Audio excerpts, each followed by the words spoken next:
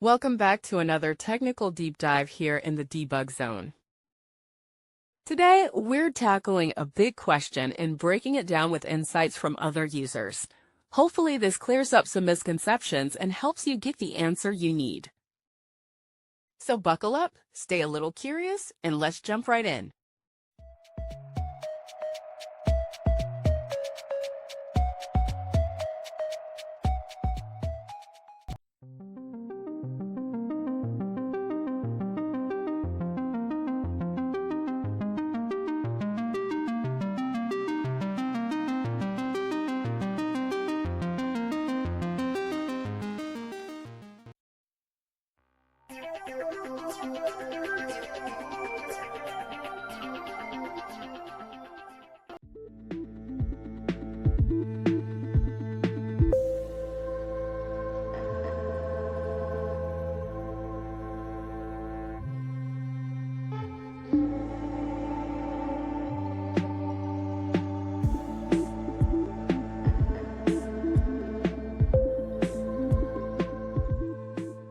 And that's a wrap.